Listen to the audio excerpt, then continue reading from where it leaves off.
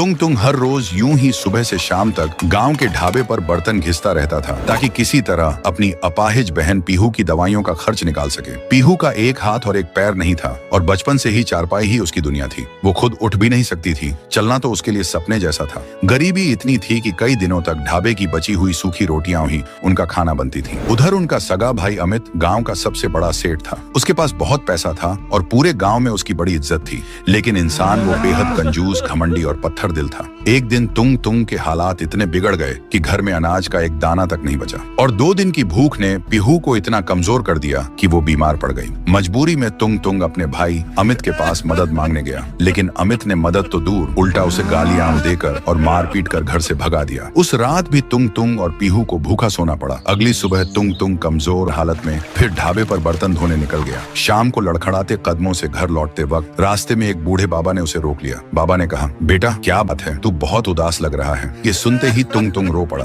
बाबा, घर में अनाज नहीं है, जेब में एक पैसा नहीं है और मेरी अपाहिज बहन 3 दिन से भूखी है। बाबा बोले, अगर तू ये लकड़ी का ढेर मेरे घर तक पहुंचा दे तो मैं तुझे एक ऐसी चीज दूंगा जो तेरा जीवन बदल देगी। तुंग तुंग बिना सोचे लकड़ी उठाकर बाबा के पीछे चल पड़ा। घर पहुंचकर बाबा ने उसके सामने एक ढोलक रखी और बोले, इस ढोलक का नाम है बाहुबली। इसे बजाते हुए तू जो मांगेगा वो तुझे मिलेगा, लेकिन इसे रोकने के लिए ढोलक बजाते हुए ही तुझे कहना होगा, बाहुबली रुक जा, और अगर नाम नहीं लिया तो तेरी आखिरी सांस तक तेरे हाथ नहीं रुकेंगे। तुंग तुंग खुशी खुशी ढोलक घर ले आया और उसने ढोलक बजाते हुए जोर से कहा, बाहुबली चावल दे, और अचानक कमरे में बहुत सारा चावल गिरने लगा। तुंग तुंग ढोलक बजाता गया और चावल बढ़ता गया और देखते ही देखते चावल का पहाड़ खड़ा हो गया। डर के मारे तुंग तुंग ने ढोलक बजाते बजाते कहा, बाहुबली रुक जा। इतना कहते ही ढोलक एकदम शांत हो गई। उस दिन के बाद जब भी तुंग तुंग को किसी चीज की जरूरत पड़ती वो ढोलक बजाता और बाहुबली उसकी हर इच्छा पूरी कर देते। कुछ ही समय में तुंग तुंग ने अपना खुद का ढाबा खोल लिया, गांव में बड़ा सा घर बनवा लिया और पीहू का शहर के सबसे बड़े अस्पताल में इलाज करवाया। नकली हाथ और पैर लगने के बाद अब पीहू चल सकती थी। अब तुंग तुंग गांव का सबसे अमीर और इज्जतदार आदमी बन चुका था। तुंग तुंग की तरक्की देखकर उसका बड़ा भाई अमित हैरान रह गया। जो आदमी कल तक मेरे सामने भीख मांग रहा था, आज वो इतना अमीर कैसे बन गया? सच जानने के लिए एक रात अमित चुपके से तुंग तुंग के घर पहुंचा। वहां उसने देखा कि तुंग तुंग उसी ढोलक से अनाज निकाल रहा है। उसे समझ आ गया कि ढोलक जादुई है, लेकिन वो ये नहीं समझ पाया कि ढोलक रोकी कैसे जाती है। कुछ दिन बाद मौका मिलते ही अमित ने ढोलक चुरा ली। घर पहुंचकर उसने खुशी खुशी ढोलक बजाना शुरू किया और चिल्लाकर बोला,